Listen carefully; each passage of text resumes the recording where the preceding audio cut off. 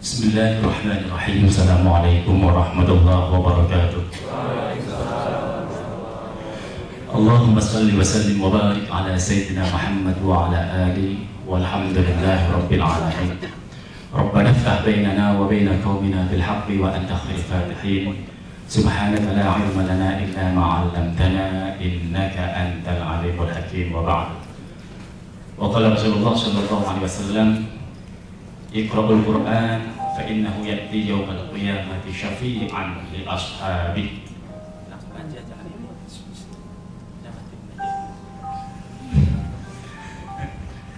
Gambar yang ada di situ kan sesuai dengan yang sekarang masalahnya. Itu 7 tahun yang lalu, jadi masih kelihatan ramping. Kalau yang sekarang kan alhamdulillah sedikit double size gitu kan. Alhamdulillah. Syukur kehadirat Allah Subhanahu wa taala, siang hari ini Allah anugerahkan langkah kaki kami bersilaturahim di tempat ini untuk berbagi motivasi, bukan ngajarin, berbagi motivasi. Mudah-mudahan kita termasuk orang-orang yang cinta terhadap Al-Quran dan kepengen selalu dekat dengan Al-Quran, dan mudah-mudahan digolongkan menjadi Ahlul Quran. Amin ya Rabbal Alamin. Kalau bukan kita, minimal banget, kalau bukan di kita, di anak-anak kita. Kalau bukan di anak-anak kita, carikan untuk anak kita menantu yang hafal Quran. Kalau udah kadung, anak dan menantu juga belum hafal Quran, kader cucu kita minimal ada yang hafal Quran. Gak ada sama sekali.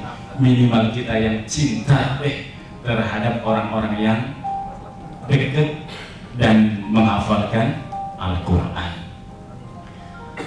Mengawali, mudah-mudahan waktunya 30 menit ke depan cukup ya, insya Allah.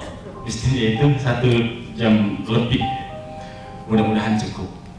Sekedar mengawali, orang tua zaman dulu dengan orang tua zaman sekarang itu katanya beda. Anak-anak zaman dulu dan anak-anak zaman sekarang pun katanya berbeda.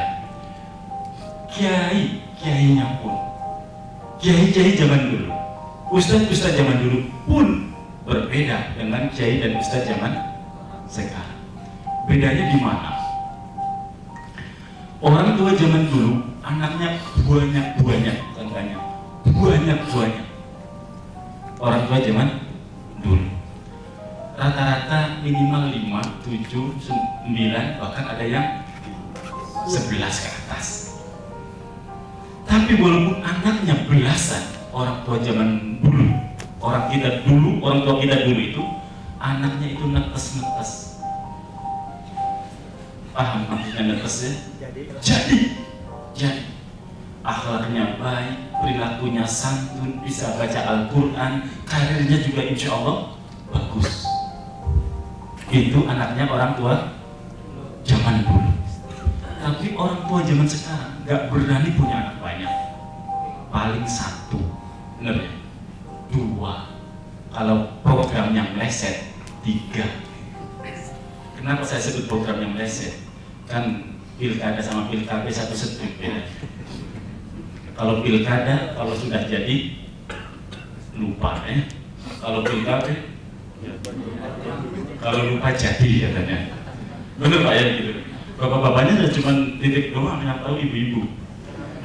Hadirin yang dimuliakan Allah. Tapi walaupun anaknya cuma 1, walaupun anaknya cuma 2, walaupun top-topnya paling berani banyak 3, tapi betapa orang tua zaman sekarang merasa kesusahan mendidik putra putrinya. Diajak sholat susah, diajak mengaji susah, apalagi ngapalin Quran. Apa bedanya? Padahal orang tua zaman dulu paling apa sih usahanya? Tani. Subhanallah, tapi netes semua putra putrinya. Rahasianya ada di sini sebagai pengantar agar kita semakin semangat jadi orang tua. Bedanya orang tua zaman dulu, walaupun anaknya banyak sampai belasan, tapi 11 anaknya itu diriadohin, ditirakatin kalau bahasa orang Jawa. Maklum tadi kan diumumin ya, lahirnya mana Pak? Nah, pokoknya kalau lewat nanti pas mudik banyak orang baik banget di pinggir jalan menawarkan warna biru gitu ya. Berarti Terima kasih Mbak ya. Nah, itu. Saya dari orang Jawa jadi sering menggunakan istilah Jawa. Walaupun anaknya banyak, putra putrinya banyak, ditirakatin, diriadohin. Maksudnya apa? Didoain setiap saat. Diminta kepada Allah. Minimal habis sholat itu apa yang saya baca tadi. Allahumma ja'alna wa ahlana wa auladana wa talamidana min ahlil ilmi wal khair wa min ahlil Quran wa min ibadika. Itu minimal. Ya Allah, jadikanlah diriku, keluargaku, anak turunanku orang-orang yang cerdas, orang-orang yang alim, ahlul Quran, dan golongan orang-orang yang soleh. Itu minimal. Bahkan orang tua zaman dulu, jangankan Ramadan, di luar Ramadan, muasain anak. Demi apa? Anaknya menjadi anak yang soleh. Biar anaknya cerdas, biar pikirannya terbuka, hatinya lembut. Itu orang tua zaman dulu. Pertanyaannya, program orang tua zaman dulu itu adalah kita yang sekarang lagi belajar jadi orang tua, dan kita pun lagi belajar ngomong dan bertanggung jawab atas amanah anak. Pertanyaannya, sudahkah kita riyadhah? Sudahkah kita tirakat untuk anak-anak kita? Nah, kalau belum, ya jangan salahkan anak. Kalau anak rada-rada susah diajak ngaji, anak agak susah diajak sholat. Sebab orang zaman sekarang itu selalu mengedepankan logika. Yang penting kalau masih di perut dikasih suplemen vitamin nutrisi yang sangat bagus, nanti tumbuh, subhanallah, dikasih yang lebih bagus lagi, nanti tumbuh, mulai sekolah dicarikan sekolah yang bonafit, yang bagus, yang mahal bahkan. Apakah pinter dididik? Insya Allah pinter. Wong dididik kok di lembaga yang bagus, nggak pinter berarti lembaganya bermasalah. Cuma bagi anak yang berperilaku lembut, akhlaknya baik, ilmunya manfaat, dan perilakunya menjadi pribadi yang soleh dan soleh, tidak jaminan.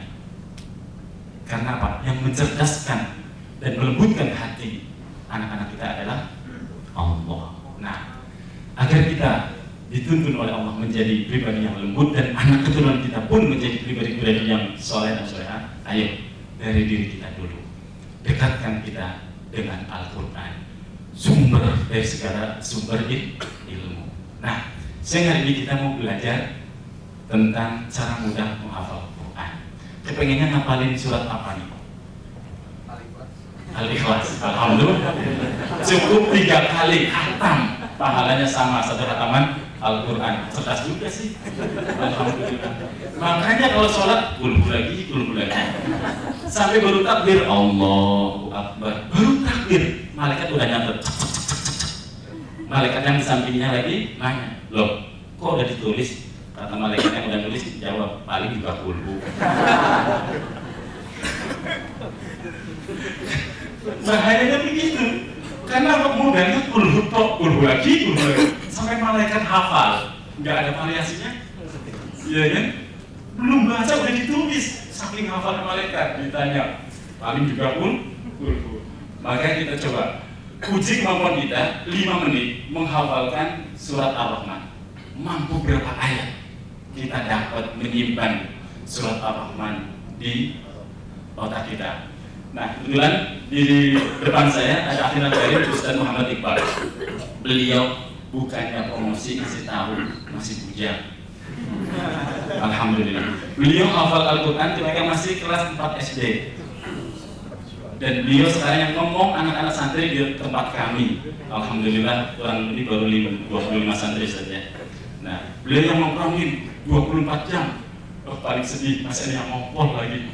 Subhanallah. Beliau sabar. Maka beliau ingin berbagi bagaimana dia menghafalkan Al-Quran dengan cepat. Minimal kita mengenal dari surat Ar-Rahman. Ustaz, monggo dikenalkan kepada teman-teman kita di permata sini. Monggo.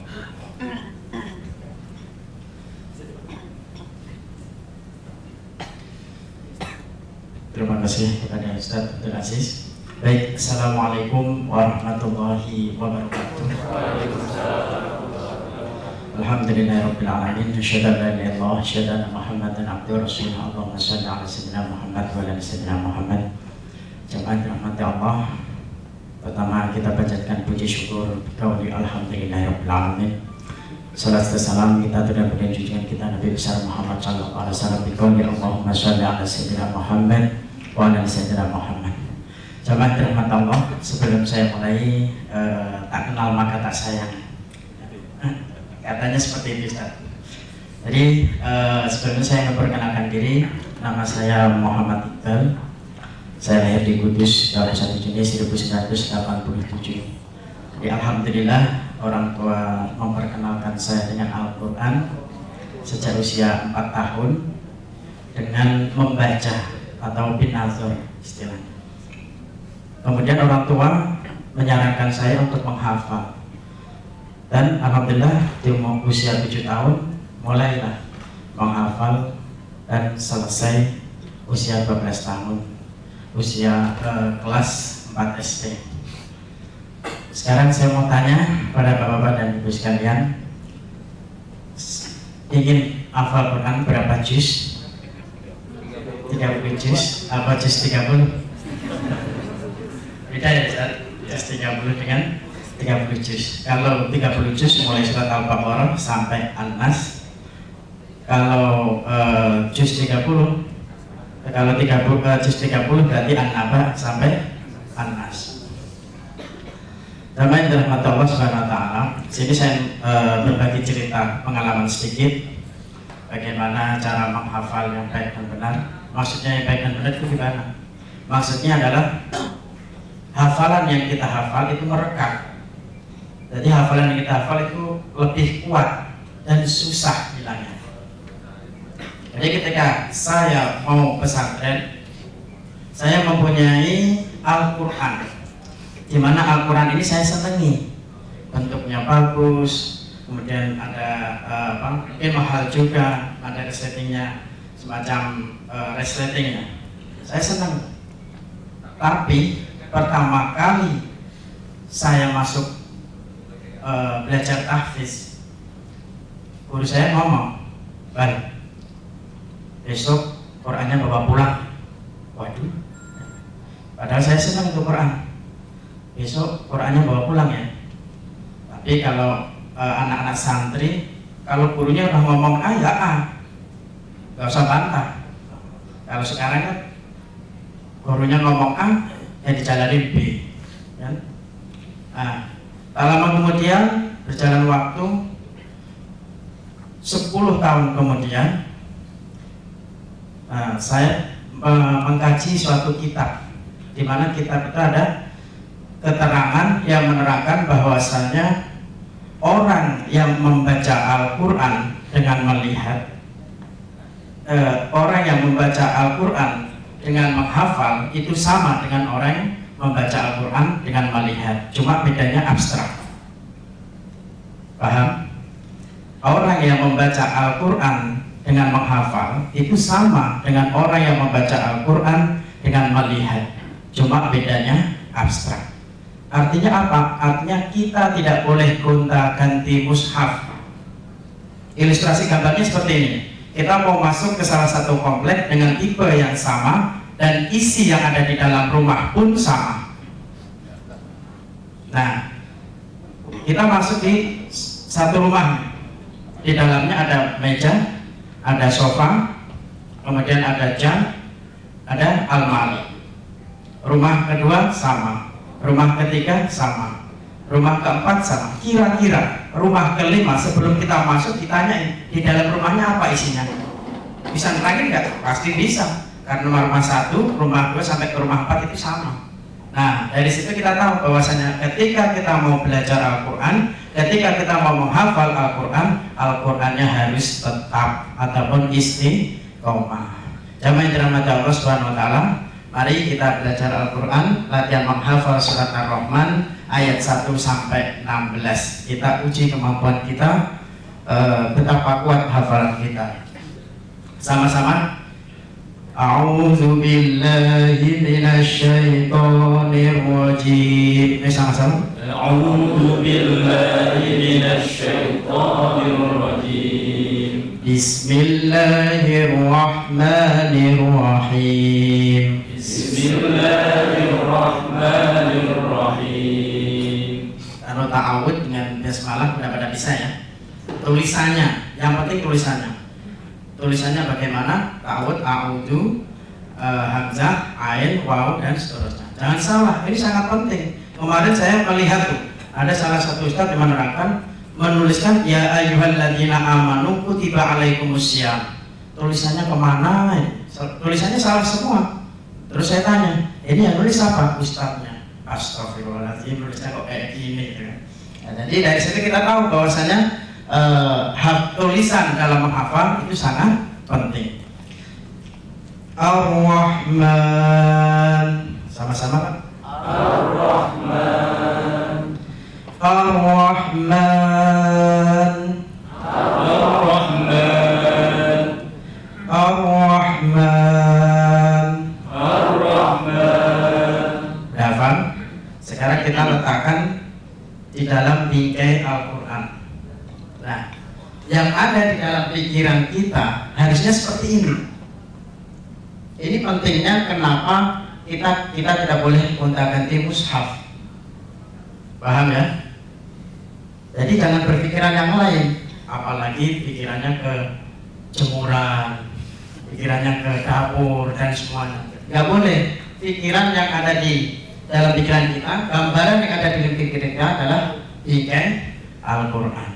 Nah, setelah kita sudah mencetak, baru tuh masukin Ar-Rahman. Makanya tadi surat Ar-Rahman masuk ke dalam bingkai Al-Quran. Seperti halnya puzzle. Puzzle meskipun diacak-acak kayak apapun, kalau udah tahu tempatnya, tahu ini taruh sini, ini taruh sini. Sama ketika kita menghafal Al-Quran. Kita lanjut ayat yang kedua. Allamal Quran. Sama-sama. Allamal Quran, Sekali lagi. Allamal Quran. Allamal Quran. Sambil mengingat lekuk dan bentuk hurufnya. Allamal Quran. Allamal Quran. Nah, sekarang kita pasang di dalam bingkai Al-Quran. Allamal Quran. Allamal Quran. Paham ya? Nah, kita lanjut ayat yang ketiga. Khalaqal insan. Khalaqal insan. Khalaqal insan. Khalaqal insan. Khalaqal insan. Khalaqal insan. Kita terapkan lagi di dalam bingkai Al-Quran. Khalaqal insan. Khalaqal insan. Nah, alhamdulillah belum ada 5 menit ya, kita udah hafal 3 ayat. Sekarang kita coba dari awal 5 ayat ya. Di 5 aja jangan banyak. Kita lanjut lagi ayat yang keempat.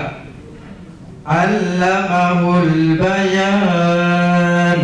Allamahul bayan. Lagi. Allamahul bayan. Allamahul bayan. Allamahul bayan. Allamahul bayan. Sambil diingat ya, tulisannya, lekuk dan bentuk hurufnya. Kemudian kita terapkan di dalam bingkai Al-Quran. Allamahul bayan. Allamahul bayan. Kita lanjut ayat yang kelima, kemudian kita ulangi nanti dari ayat 1 sampai kelima. Asy-syamsu wal qamaru bihusban. Asy-syamsu wal qamaru bihusban. Asy-syamsu wal qamaru bihusban. Asy-syamsu wal qamaru bihusban. Asy-syamsu wal qamaru bihusban. Asy-syamsu wal qamaru bihusban. Udah hafal? Kita terapkan lagi. Asy-syamsu wal qamaru bihusban.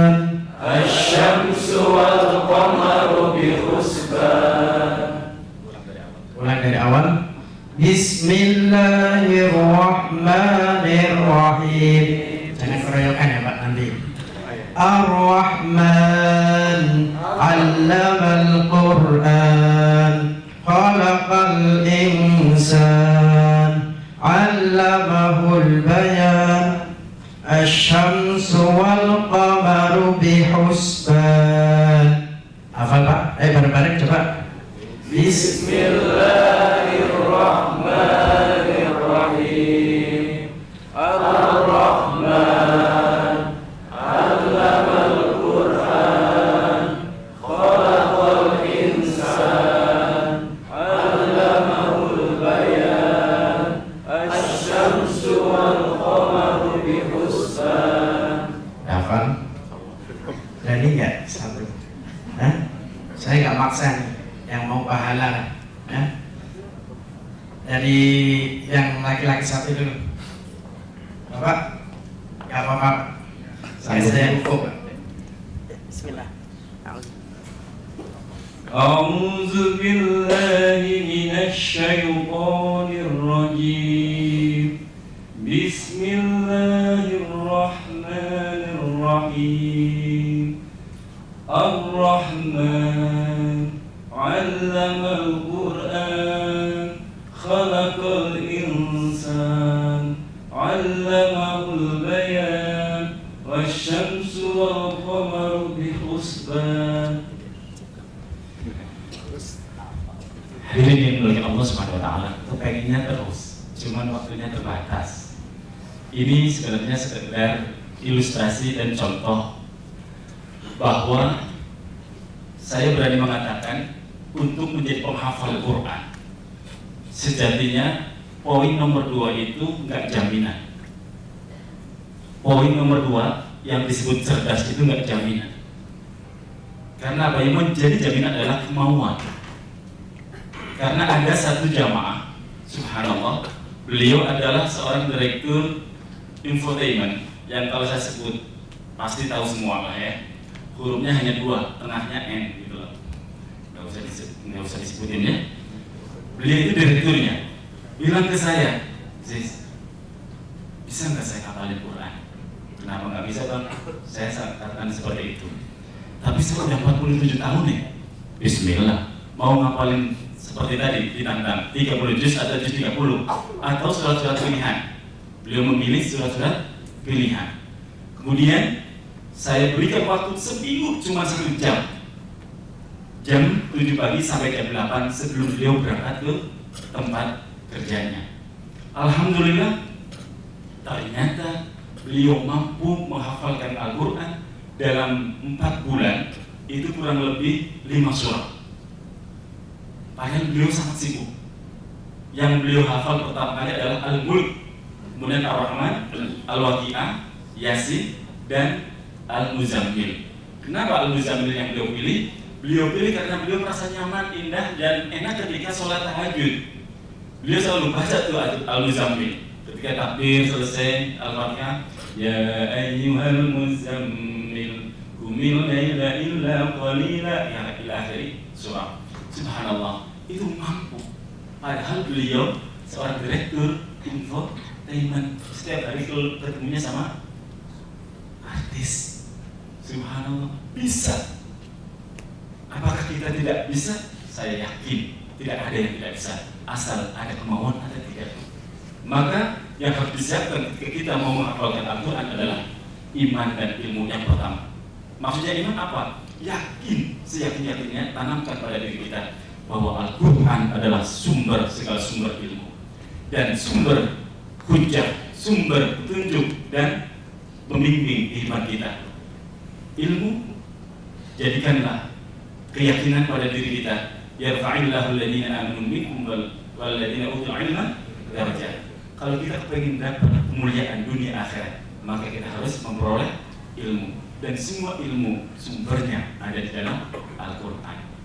Bukan penting biar kita lebih khusyuk. Walaupun itu pun sebenarnya tidak jaminan. Banyak orang-orang yang dalam keadaan tertekan, gak punya ekonomi, dalam arti bekal ekonomi yang cukup, justru lebih cepat menghafalkan Al-Quran. Namun yang tidak boleh tidak adalah poin keempat, pembimbing, mursyid atau ustaz. Jadi setiap kita sudah hafal Al-Quran sehalaman, 2 halaman, alangkah lebih baik disetorkan, ditashkhih kepada guru agar tahu persis kualitas hafalan kita, panjang pendeknya maupun makhrajnya. Itu penting sekali. Jangan sampai, maaf, saya pernah dengar ada ustaz terkenal sih di TV, bahkan kemana-mana menjadi ikon tahfidz. Beliau pernah mengatakan, untuk menjadi orang hafal Quran nggak mesti harus ada guru. Saya kaget. Untuk menjadi penghafal Quran nggak harus ada guru. Terus siapa yang akan membenarkan bacaannya? Saya yakin di sini sebagian sudah hafal Quran surat-surat pendek. Pertanyaannya, hafalan kita ketika buat imam, ketika kita gunakan sebagai imam, pendek nggak bacaan kita? Nggak pendek. Apa alasannya? Belum pernah ditashkhih. Kan saya yakin yang namanya Al-Kafirun, Al-Haqqul Mutakasir ke bawah, insya Allah rata-rata hafal. Tapi ketika kita jadi imam, nervousnya luar biasa. Nggak pede dengan bacaan Quran kita. Kenapa? Nggak pernah ditashkhih. Akibat nggak pernah ditashkhih, berarti nggak punya guru yang bisa mempertanggungjawabkan ilmu kita. Akhirnya kita nggak percaya diri. Nah, maka saya protes saat itu. Kebetulan saya dekat sama beliau. Jangankan Al-Quran, Ustaz, hadis saja kalau putus nggak ada gurunya, hadis itu walaupun sahih jadi nggak sahih. Apalagi ulumul Quran, ilmu Quran harus ada gurunya. Nggak ada gurunya, batal ilmunya. Kalau sekedar hanya untuk diri sendiri nggak apa-apa, tapi kalau untuk mengajarkan orang lain harus ada guru.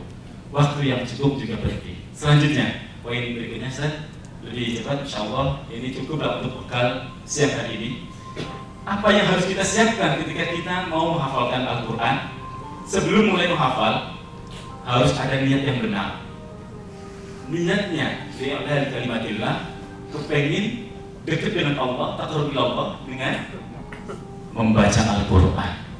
Selanjutnya, istiqomah. Ini penting. Istiqomah waktunya, istiqomah mushafnya, istiqomah mengulangnya, murajaahnya istilahnya ya. Juga ziyadahnya, hafalan amalnya. Itu harus istiqomah, penting, nggak bisa tidak. Nah, kalau sehari minimal 1 jam saja, insya Allah bisa. Maka saya berani menulis satu buku dengan judul 600 jam menjadi hafid Al-Quran dengan asumsi begini. Kalau sehari kita gunakan 1 jam saja untuk menghafalkan Al-Quran, 1 hari saja 1 jam, 1 jam untuk 1 hari. Kalau kita model tadi seperti itu, saya yakin husnudon kita bisa ngapalin 1 halaman. Saya yakin cukup 1 halaman saja, jangan banyak-banyak. Tapi 1 halaman ini benar-benar berkualitas. Hafal kita bisa diulang sendiri sambil bawa mobil, sambil nyetir, atau sambil bawa motor. Ya, jujur saya itu harus murajaah setiap saat hafal Quran saya. Kalau harus nunggu duduk hadap kiblatnya kapan waktunya, Pak? Nggak punya waktu. Sambil di mobil, kalau dengar murotal top nggak cukup, saya harus baca sendiri. Nah, kecuali kalau lupa baru dengerin. Kalau lagi males ya, baru dengerin murotal dari CD murotal Al-Quran. Nah, sambil bawa mobil misalnya, saya lagi mengulang juz 28 ya, hari ini misalnya. Sambil jalan, qad sami'a Allahu qawla allati tujadiluka fi zawjiha wa tashtaki ila Allah wallahu yasma'u tahawurakuma innallaha sami'un basir. Kemudian ada yang dilihat, yang jenong, ya terusin aja. Terus aja. Kalau udah lihat ada yang jenong kok masih nyambung, berarti saya masih bagus hafalannya. Tapi setelah melihat yang jenong kok kemudian sampai mana ya? Nah, ini hafalannya masih diragukan. Itu cara menguji hafalan saya. Jadi terus dimurojaah, harus istiqomah, kemudian sabar, jangan ngebut. 1 hari 1 halaman saja, tapi berkualitas itu lebih baik daripada lebih. Tapi hanya bisa dibaca kalau pegang Quran. Ada orang yang hafalan Quran, kalau pegang Quran baru bunyi. Tapi kalau Qurannya dilepas, aduh, apa ya? Jadi setan miring atau setan ngintip. Kalau ngintip Qurannya baru bunyi. Kalau nggak ada Qurannya, nggak bisa kebaca. Lanjut, Ustaz. Maka kita butuh kesabaran di dalam menghafal Quran. Kemudian tidak bisa tidak tanamkan cinta kepada Al-Quran. Bagaimana kita akan menghafal Quran kalau cintanya enggak? yang terakhir kan, ini penting, perbanyak riyadhah. Perbanyak riyadhah. Karena apa? Yang bikin ingatan kita kuat selain kita belajar mengulang dan mengulang lagi, juga perbanyak riyadhah. Riyadhah itu apa sih? Melatih diri dalam keistiqomahan, kedisiplinan waktu maupun riyadhah dalam ibadah. Tahajudnya dikencengin, baca sholawatnya dikencengin, baca zikir yang lain dikencengin, insya Allah. Nah, ada satu kesimpulan sebenarnya, karena saya nggak berani lama-lama, maksimal tadi dibisikin lewat 10 saja, jam 1-nya nggak boleh lebih gitu kan. Nah, ini sebuah ilustrasi, mudah-mudahan bisa mewariskan kita untuk mengikuti contoh.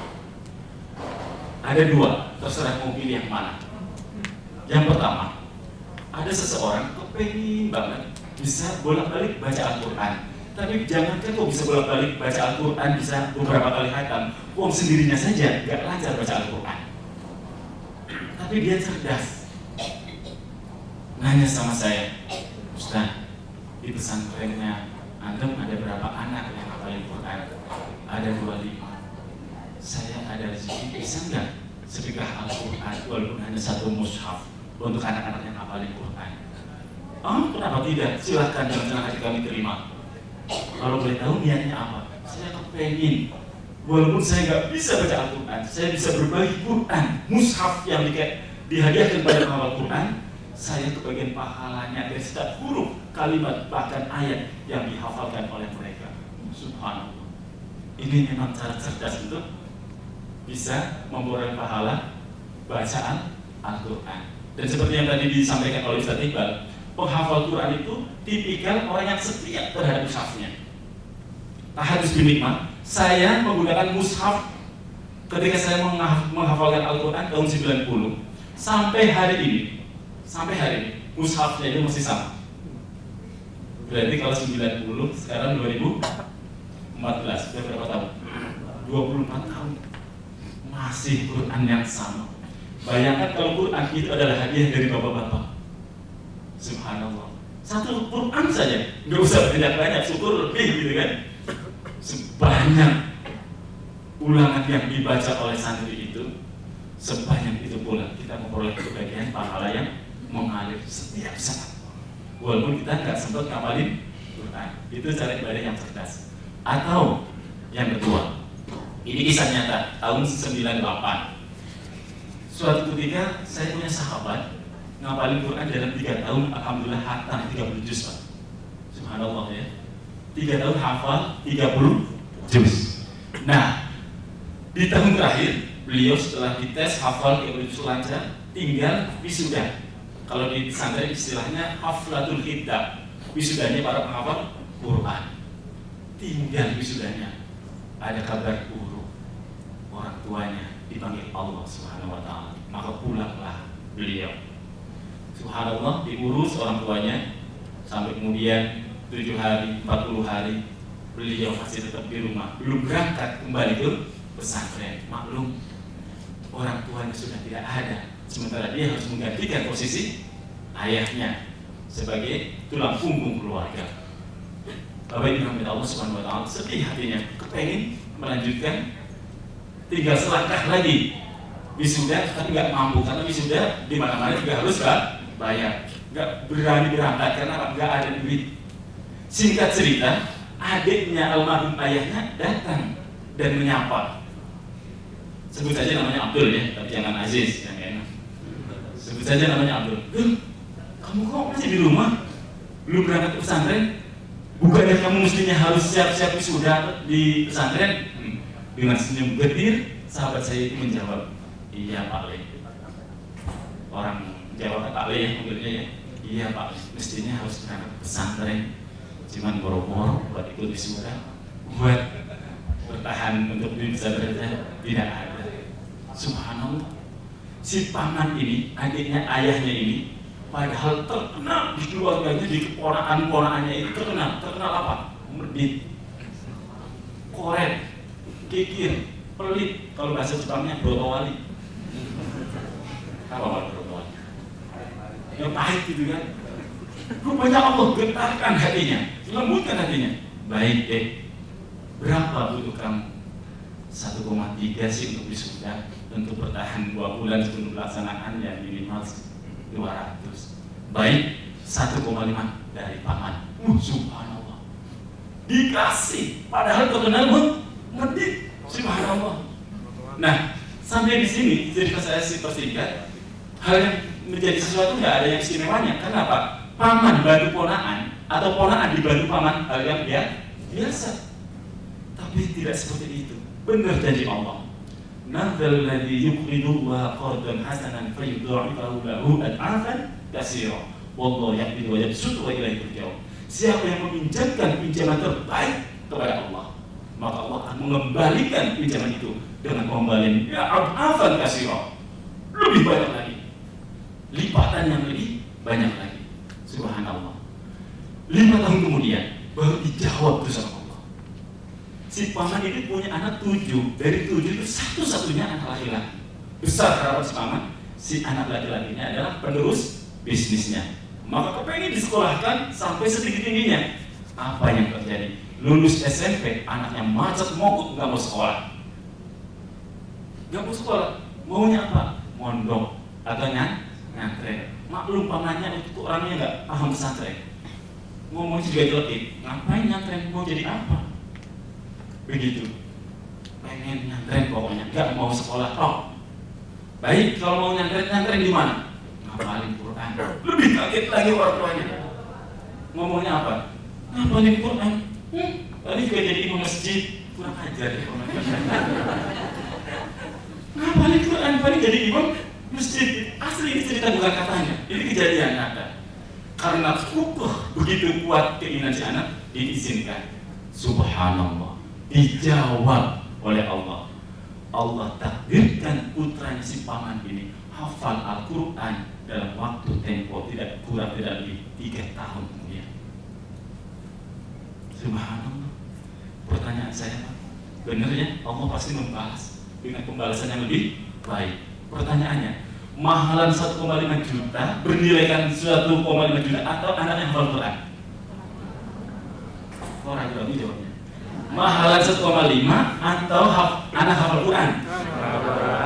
Yakin? Yakin? Kalau diminta sedekah 1,5 juta berani nggak? Insya Allah, tapi ada. Saya sih nggak maksa, cuma ngasih tahu. Siapa tahu Allah anugerahkan anugerah yang sama.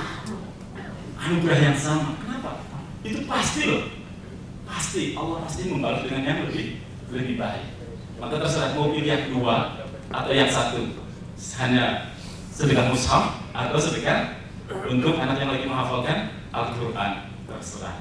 Mudah-mudahan ini jadi motivasi, jadi inspirasi. Kalau bukan di diri kita, minimal di anak kita. Kalau bukan di anak kita, di menantu kita. Kalau di menantu dan anak kita pun belum ada, di cucu kita. Insya Allah. Kita berdoa kepada Allah, mudah-mudahan Allah jadikan kita termasuk orang-orang cinta Al-Quran. Allah jadikan anak turun kita bagian dari ahlul ilmi, ahlul kebaikan, dan ahlul Quran. Al-Fatihah. Alhamdulillah rabbil alamin arrahmanir rahim maliki yaumiddin.